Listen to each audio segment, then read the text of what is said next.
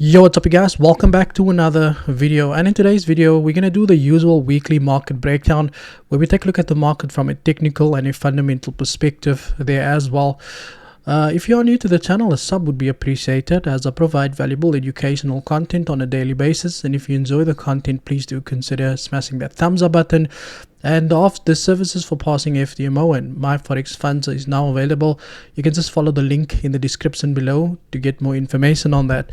Now, before I get started, before we get to the US information, I just want to speak about the current situation that we do have in our own country. And it's always good to educate the people that lives here to understand exactly what they can expect, basically based off the outlook that we currently see in the news. So obviously the rand has weakened back to where it was in 2020, but the only difference is we have none of the problems that we had back then, which COVID was one of the reasons when people could not go to work. So there was obviously a reason for why the rand had weakened, obviously. And then as the dollar weakened, when it started moving into the dollar, we then obviously saw when the Fed started lowering those interest rates back to zero, the rand didn't increase in value. It's just that the dollar got weaker and fell to about 13.40 cents, and now it's sitting at 19.30 cents. However, this is the first time that the market is actually back at this level. It does not mean that the market's not going to break through that level. Then all the economic indicators is pointing towards the $21 rand mark there as well. And I'm not going to spend too much time focus on that. I just want to educate you guys on that there as well. Firstly, we know this article from Business Tech's reading jobs bloodbath in South Africa.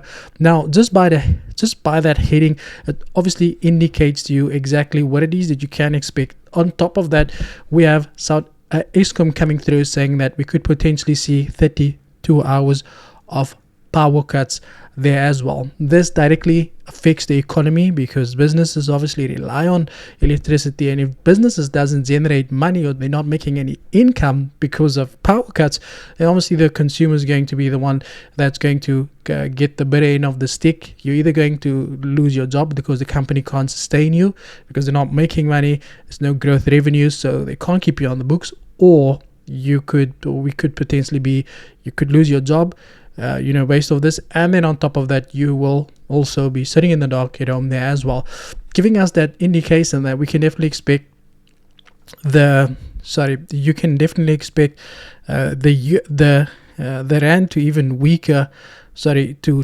weaken, but there's obviously a pullback expected. As we know, the market moves in waves, and I do obviously expect that pullback, but potentially in next week. But remember, the market can always just go up there because there's nothing good to take from what's going on in this country. If it does weaken, it's basically going to weaken due to the fact that the dollar is going to weaken, as it is due for a correction on the daily time frame. Now we're going to start here by this article. Gold falls for the week. Gold falls for the week on stronger dollar, but that was obviously expected as gold was trading at at previous highs. So it's the third time that gold came back, and I do expect gold to obviously break above that level there as well. But again, the market moves in waves, and we're going to come to gold in a short while.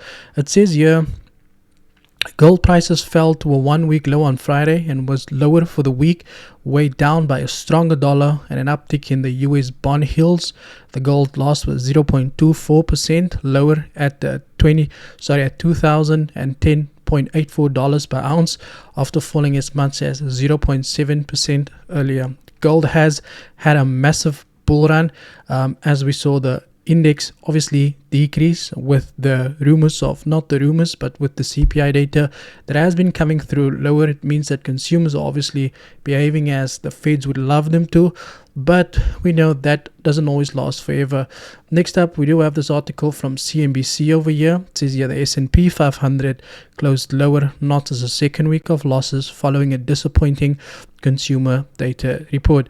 Again, the consumers are not very too excited with the way things are going currently in the US economy, apart from the fact that they are not spending as much as they should, which is an indication that we saw on the CPI data when it got released. But apart from that, the Fed said that they will continue to hike the interest rates as we move further to ensure that inflation doesn't creep up back once again. Now, outlook for next week, obviously we've got the Empire State Manufacturing Index, we've got some retail sales, we've got some core retail sales, we've got some unemployment claims, and the most important is we've got Mr. Powell, or Jerome Powell, that's going to come out and give us some indicating factors in terms of what their plans are with the economy. As it stands now, the dollar is due for a correction. The stock market is also due for a deeper correction. Gold could potentially be heading for a correction there as well. But next week we do have just these news events coming out, and then obviously thereafter we've got one of those weeks coming through again. Now let's jump into the technical analysis, right? So I decided to leave my indicators on here so that I don't have to remove it. So without any further ado, before you get started, don't forget, if you do enjoy the content, please do consider smashing that like button, and let's try and get the video to at least 100 likes so that the YouTube can recommend the video to more users, and that way we can educate more people for free. Now I'm just going to do the weekly onto the daily. Now here on the weekly time frame, it's obviously clear that the dollar index had found support. Now we obviously know that this by definition is called it's called support. I know some people say, my friend, it's a triple bottom, and then some people are going to say this is an equal low, but we can call it what we want to. It's still price action, right? Now what we have over here is we obviously have a market that's got the potential of printing an information. Now after an information, you normally expect a pullback to the neckline before that continuation to the downside. The index has obviously been stuck in a consolidation time frame, which we'll see on the daily. But if you guys do remember, I've made a video and I said that we can expect this impulse and this correction to at least the 61.8, and if you take your Fibonacci from the high to the low, we can see that we do have the 61.8 Fibonacci levels lining up perfectly with this level that acted as a support. Market came back, tested it as resistance did not hold. Market broke above resistance, tested it as support did not hold. The market's now going back to test it once again as resistance, so we do expect a continuation in the dollar. But before we see that, we obviously needed correction, as we just got a break out of the consolidation phase there as well. If you go on the daily time frame, what it is that we can see over here is that we obviously know that DXY is back at trading at very strong resistance.